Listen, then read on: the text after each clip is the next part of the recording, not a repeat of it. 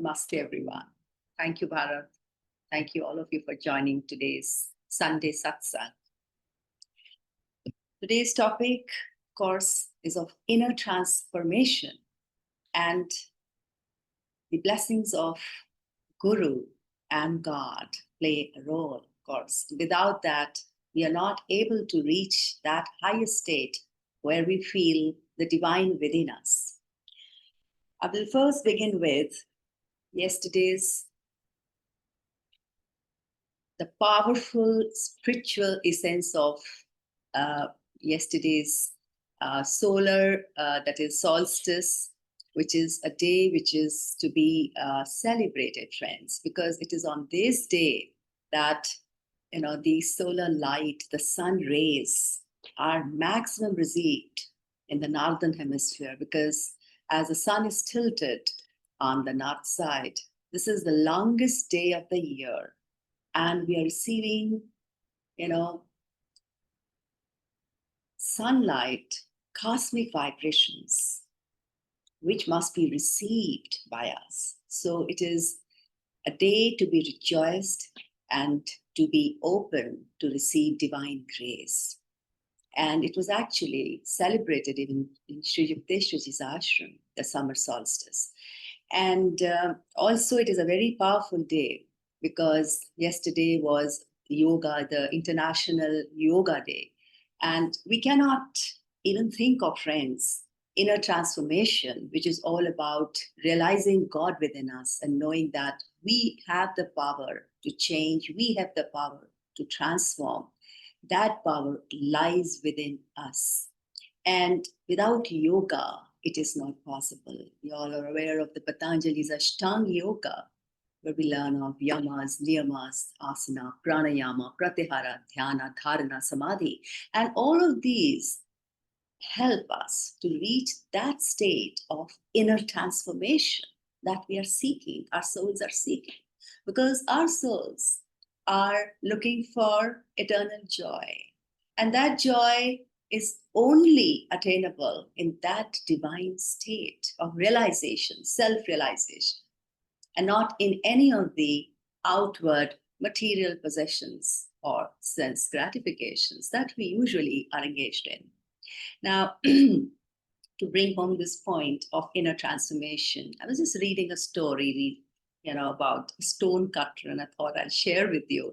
It's a very beautiful story of a stone cutter who was chiseling, the rocks and making idols, making beautiful rock things out of it. And one day he was at his job, and what does he see? He sees that a merchant, a rich merchant, was passing by, and he was in his grand chariot with lots of servants. He had bags of gold coins, rare treasures, and he sees him, and a thought comes to his mind. He says, I wish I were a merchant. I was so rich like him, with so much of money. And then there was this inner voice within him who said, your wish is granted. Wow. And the next moment, the stone cutter, he becomes the wealthiest merchant in town, just in an instant. And while he was enjoying his wealth, but one day he sees the king. He was going in a grand procession, lots of soldiers, and he was amazed at that. And he again thinks, I wish I were a king. And the inner voice, that mystical voice within him says, your wish is granted. Oh, next moment he becomes the king. He has a large kingdom to rule upon, and a lot of power, of course. But then one day, as he was there, the balcony of his palace, he sees that the sun's rays falling upon him, and it's a scorching summer day. And he felt a little helpless and thought, the sun is more powerful than even a king. Oh God, I wish I were the sun. In the next moment, he becomes the sun. Unbelievable, no? But that's the story. He's the sun and he's radiating light to the world. Wow. But when that was happening, a dark storm cloud comes, stands right before the sun. And we've often seen that the sun rays are blocked. And that happens. And he feels that, oh, this storm cloud is so powerful that it can block my rays. I wish I were that cloud. The next instant, as a voice says, your wish is granted, he becomes that dark cloud. And yes, that was a storm cloud, and it begins to pour rain. He was very happy, feeling his power of becoming dark storm cloud. Such power can pour rain over a large area. But what does he see? That there was a big rock that was firm and was not really affected. And he thinks, I wish I were that rock. The mystical voice says, your wish is granted. And he turns into that rock again.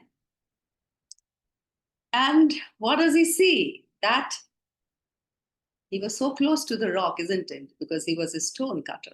He suddenly hears a voice. That is, someone chiseling, at the bottom of his form, and something thereby chipping away from him. And he looks down and sees there's a stone cutter. I wish I were a stone cutter, and back he becomes into what he originally was. He turns into a stone cutter. But now the voice, the mystical voice, tells him for the last time, now do you realize that the power was always within you? The power to be happy. And all the desires, of having a lot of wealth, fame, and all kinds of material possessions will hold no good. Unless and until we realize that the power is within us. And friends, this is exactly what is happening in our lives. We are all like those, many people, and having lots of desires, like the stone cutters, who had so many desires, but ultimately it was just the happiness he was seeking within him. And he found it, and he realized that realization, that moment, was the moment, in fact, of his inner transformation. When he realizes that nothing of this world can make me happy. And in the same way, we also have to understand that for inner transformation, the first thought that we must all have is that we have the power within us to change us. And to change for what? To realize God, to be one with infinite spirit. Because our souls are seeking eternal joy, which is not found in any of the material gratifications. Therefore, it is important, friends, that as we work in this world, we have lots of duties, responsibilities, but inwardly, we are always, clinging to this thought that the power lies within me. The power does not lie in, buying a big house. The power does not lie in all the material things that I'm chasing. And it is lifetime after lifetime that we have been doing. So this has to be a moment of realization for us that the power to change, to transform lies within me. And of course, for everlasting happiness, we need to practice few things. And I always like to say that there are 3 Ds. First is the dedication, D for dedication. Dedication to the spiritual path that we follow. And we follow the path of Kriya Yoga. And we have to practice the techniques, the teachings, and be dedicated to this path. The second is devotion. D for devotion. Devotion to the Guru. Devotion to our Kriya masters. Devotion to our Guru preceptors, whose teachings we follow, whose techniques we practice, all with the intention, awareness that we are going to realize infinite spirit. We are going to be one with the light one day. And the third D, of course, is very important because that defines our self-effort. It is self-discipline. D for discipline. We have to discipline ourselves. Discipline in the sense of doing our daily sadhanas, discipline for doing seva, that is selfless, and discipline for all kinds of dharmic actions, following the righteousness in our lives, in everything that we do. So discipline is there, and that, of course, requires a lot of self-control so that we do not engage in the material world so often that, it diverts our attention from this main goal of finding God. And that, of course, comes with our inner transformation. Now, based on the teachings of Paramhansa Yogananda, I thought I'll share with you 6 points that actually can help us, the practical tips for inner transformation. The first is learn to behave. As Sri Yukteswarji always used to say that, learn to behave. And the art of right behavior requires a strong will. We have to be, willing, firstly, to change ourselves, and the desire to change. We have to have that desire, because without that desire, we will not be able to change ourselves or change our behavior. And for that, what is important is humility. We have to be humble, to accept change to come in our lives, to accept what is new for us, but it can transform us. And people do not like to be corrected. That is something that we all know, that if anyone tells us anything about changing our behavior, we don't like, we detest. There was a story where a saint who was always, criticized by a friend, and he never said anything, but one day, his disciple comes to him and says, "Master, your enemy has died. He's no longer there to trouble you." And the saint begins to cry. He says, "Oh, I'm heartbroken. My greatest spiritual critic is gone." So, you need criticism, so because it helps you to grow. And it is also important that accepting constructive criticism is one, and at the same time, not criticizing others, because as we know, Jesus said, "Judge not that ye not be judged." So it is always good that as we don't like to be criticized, we must not criticize others. So humility is the quality that we need to inculcate, and along with that, kindness and courtesy, because these qualities help us to change ourselves and to, change our behavior, basically. Here, I'd also like to tell about what Ashaji said in a recent satsang, thanks to Bharat and Shamini, that we had the satsang with Ashaji just a few days back. And she said that this is a prayer that in times of, where there are circumstances which want you to change, and you don't want to be, in a different space, we can pray to Divine Mother, saying, "Divine Mother, whatever you are trying to teach me through these life's tests, help me to learn those lessons. Whatever you are trying to teach me through these life's tests, help me to learn those lessons." And the second is, of course, the second point, that helps us to transform ourselves from within is severing the bonds of desires, attachments, that there are millions of them, and that keeps us bound to the world. And of course, this is something, again, we have to do it very intentionally, keeping our resolve strong that we have to change, we have to transform ourselves, because our purpose in life is to find God. It is to be one with Him, because our souls are seeking eternal happiness. The third is to practice daily introspection, friends, because introspection is the quality by which we will be able to know where we stand, where we need to change. We'll be able to self-analyze and know that where we must make any remedial measures. And it is good to have a spiritual diary. It is good to have a journal, because at the night when we review the day's happenings and we write and we review before going to bed, it really will help us in making changes in ourselves consciously, deliberately. Because it's not that, we expect someone to come and change us. That drive has to be our own drive to change. So here lies the power of introspection, self-analysis. The fourth is the practice of self-reformation, because all this that we're talking about for inner transformation is bringing us to self-reformation. We're trying to reform ourselves. And here, Paramhansa Yogananda said that God is like a candle flame.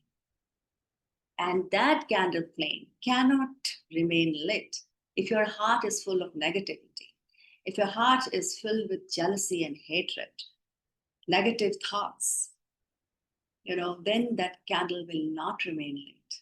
So for that, we have to practice few things so that our consciousness is rid of this negativity. And he says that it is good to practice loving people, even those who don't love us. And being generous to those, even those who are not generous. Being kind to those who are not kind to us. Feeling for those who don't feel for us. By these deliberate practices, we can change, reform ourselves. And as there is always a chance, always a room to change ourselves, because we are not perfect beings, isn't it? The fifth one which I wanted to share was that we must get rid of mental and physical laziness, lethargy, because this is so important. And without it, if you're not enthusiastic to do a daily sadhana, if you're not willing and wanting to do it from our heart, nobody will do it for us. Nobody will do that for us. We have to make an effort, and that has to be conscious. That has to be filled with love and devotion for God and Gurus. And many people who fall into the trap of mental and physical laziness, they stop with their sadhana, and therefore they are not dedicated to the path. And as a result, the inner transformation does not come through. And lastly, the sixth point I wanted to share was that tuning in with our God-sent Guru. Because that tuning in is what discipleship is all about, friends. Tuning into the consciousness of the Guru. The Guru is always there for us, and he is there to change us. In fact, whatever efforts we make, whatever we do to transform ourselves, the techniques and teachings, whatever we practice, they will not, be giving any results if we don't have the grace of the Guru. And to invite the grace of the Guru, we have to have this tuning with the Guru's consciousness that I'm doing it all for you. Offering our heart's love, offering our mind's thoughts, and offering all actions, our deeds that we do in our daily lives at the Guru's feet, offering them all and surrendering at his lotus feet is, friends, the key. And with this tuning comes the grace of the Guru. And of course, this is a path where, we have to make the effort. That goes without saying. But anything of this path done with love and devotion for God and Gurus does bring results. So I think I will stop here and request Bharat to share a few more points on this topic of inner transformation. Thank you so much, dear Cheena, for that wonderful sharing. And very good morning once again to everyone here. And Cheena spoke quite extensively about basically our part, because in the end it is through doing our part that we can get anywhere, as we know from all of our classes. If we put our self-effort, then the gurus will be able to work through us. Mostly. Because, as Cheena said, if we are not trying to attune ourselves to the guru, maybe it will not happen so much. Although our good karma will still push us forward to some degree, the change will not be nearly as good. And same way, sometimes when you don't put effort, just because of the good spiritual karma of the past, you may feel that you are being changed, and you will be changed. And I remember how Swamiji will say that when somebody asks him why this particular person has left the path or whatever, and at least in one of them, he said, well, their good karma ran out. And that can be a scary thought because we may think, oh my God, is it just good karma that I'm on the spiritual path? Probably it starts that way. I will think so. We have all spiritual karma, good karma from the past that we carry. And even though we may have done a lot of foolish things in this incarnation, that karma kicks in at some point and brings us back to the path. But then, of course, it is our duty to keep creating that spiritual karma, those actions that will keep us on the path forever, really. And yeah, those actions are a lot of what Cheena discussed here, Cheena shared here. And of course, mostly having that conscious effort, like we had the affirmation on awareness. And awareness, really, I don't want to go too much into the affirmation itself, but is what differentiates many times whether our karma is spiritual or not. If we do things with awareness, or at least with trying to have higher awareness, with trying to tune into the Guru's will, with trying to have all these qualities, it will be beneficial for us in a spiritual way because our awareness is in the right place. And recently we shared a story how, and I'm not gonna go totally into it, but how somebody asked Swamiji about a decision and gave two options, and she said she's been praying to Master and doesn't know what to do. And Swamiji told her very clearly, take either of them, do either of them. It doesn't matter. Master is just happy that you bother to ask, that you ask him. And that is doing something with high awareness. And that's the interesting thing, that maybe this person didn't feel the response, didn't feel that anything was happening. Like sometimes we don't feel anything in our meditations. However, Swamiji was able to tell her and to affirm in her that, well, you know, that also matters. And yes, it's not that we should live our life as an affirmation of things are happening, and nothing is happening. We cannot live that way. But every sincere effort that is done with that awareness will give results. Now, the other day, I had a very interesting experience. I mean, I found it interesting. I'm sure it's not all that interesting, but as most of you know, or many of you know, this year is going to be my 15th year in India, and that will mark it the longest I've stayed anywhere in the world, more than my own country. And so you can say I've been around quite a bit to identify myself with so many Indian things. Well, the other day I was online doing something, and basically they ask you your country, and you had to put the flag of your country actually. And by default it was coming India. And usually I don't mind, I don't care about these things enough. But this time I took all the trouble to scroll all the way down to find my own country's flag, which is Uruguay, and put that flag. And then I realized that, yeah, if people ask me where I'm from, sometimes to avoid, depending on who asks this, because it's a very common thing, people see a foreigner and say, which country? Which country? Like this, and they ask you. And they don't even say hi so much, just which country? And if I feel like, I don't feel like these people are sincere or they are just asking for asking, I say, oh, Chandigarh, or I say wherever I'm staying in, because in fact I have it in India for a long time. But sometimes I take the trouble to say Uruguay. Sometimes, again, if I don't want to, get into a whole discussion, I may say Italy because my passport is from Italy. If I don't want to explain to people where is Uruguay because most people don't know where it is, and I keep mispronouncing it in English.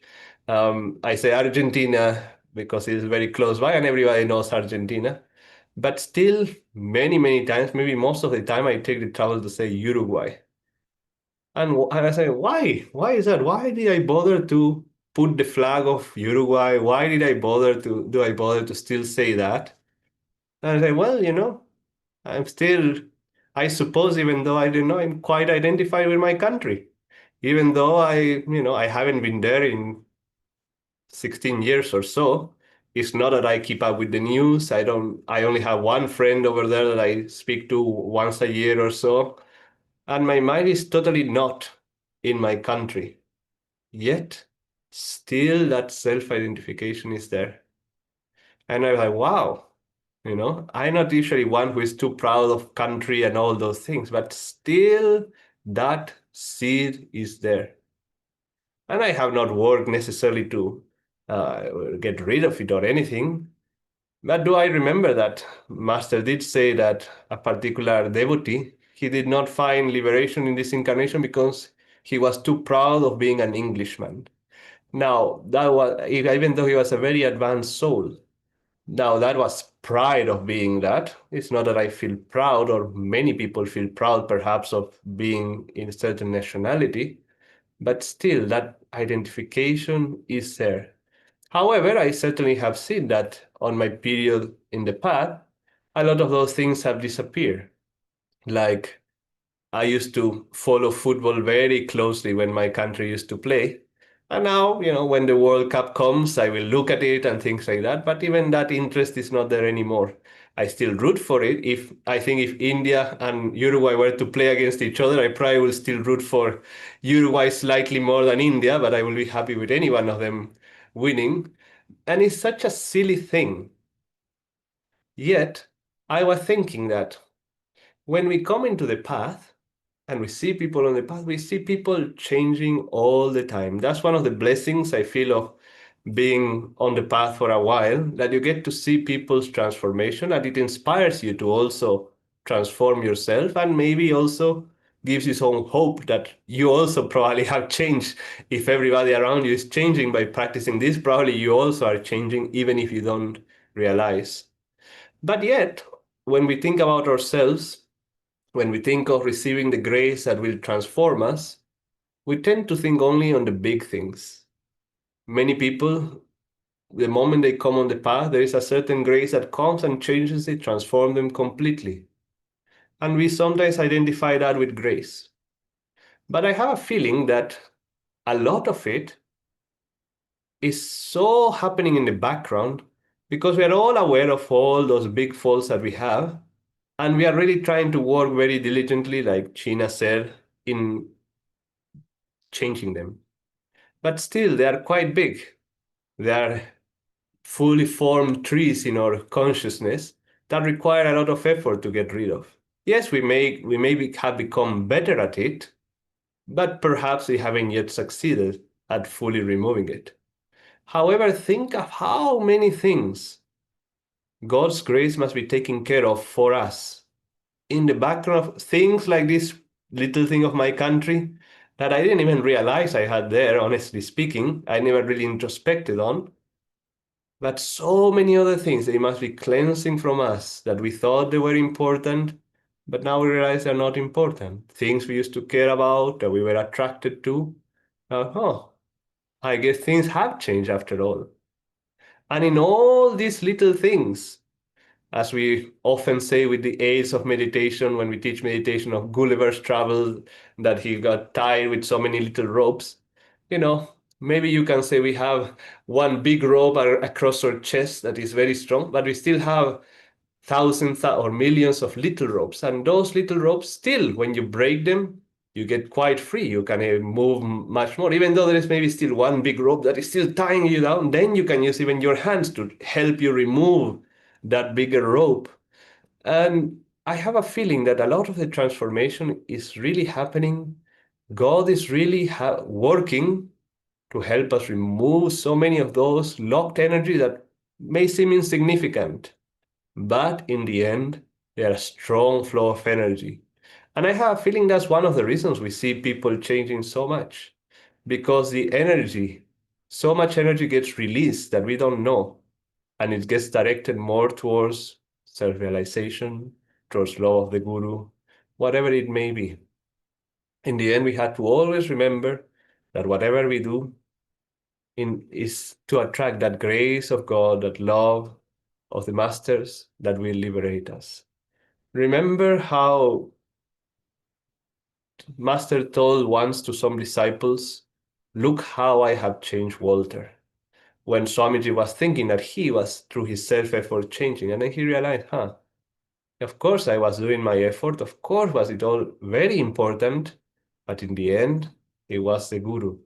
And that's a wonderful thing, that he was not consciously aware that the Guru was working through him, but it was happening. Again, like sometimes we do meditation, we feel nothing for a long time, but yet change happens. However, it's also very important for all of us to offer all these things for purification. Whenever we have anything good, bad, big, small, that we feel is binding us down, it is our duty to offer it to the Guru, to bring it to the light. And many times we are afraid to bring it to the light because we are too attached.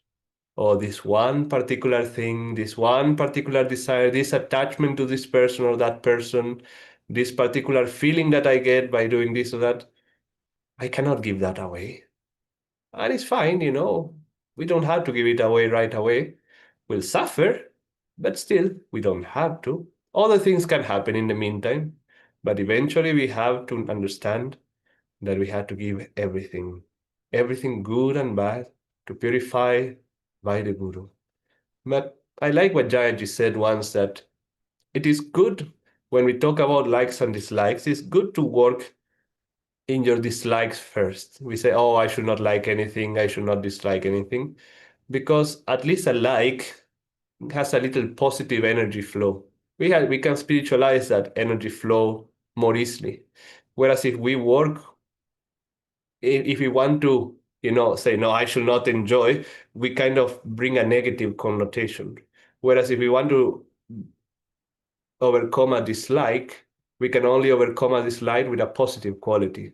So again, we focus on the positive. And so it is that for our transformation, we always had to focus on the positive. We had to focus on what can I do as a positive step, not only the resistance part, but how can I put energy in a direction that will help me draw many of those little things that we don't see, but also some of the big ones that are tying us down.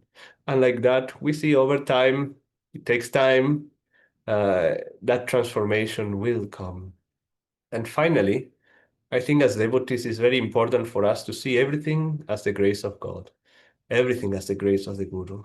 It's easy to see when big changes happen, when good things happen personally or otherwise, but everything, even our suffering, we should see it as Guru's blessing.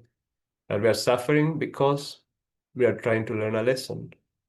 We are in pain because we are purifying our karma in some way or the other.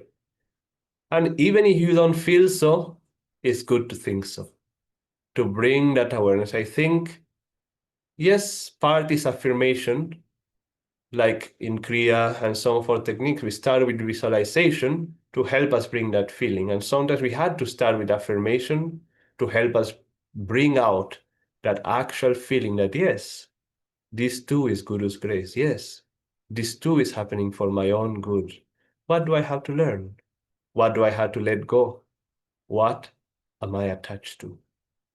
If we live in this way and the way that Cheena was describing, nothing can go wrong. We will be transformed. We will attract that grace. And whether we realize it or not, things are happening. And if we stay steadfast to the end of our lives, we will see that God and Gurus will receive us, and anything else that is there to be let go of, they'll help us take it all away, as we have seen with so many people in Ananda, that freedom has come to them in that time. Om Guru.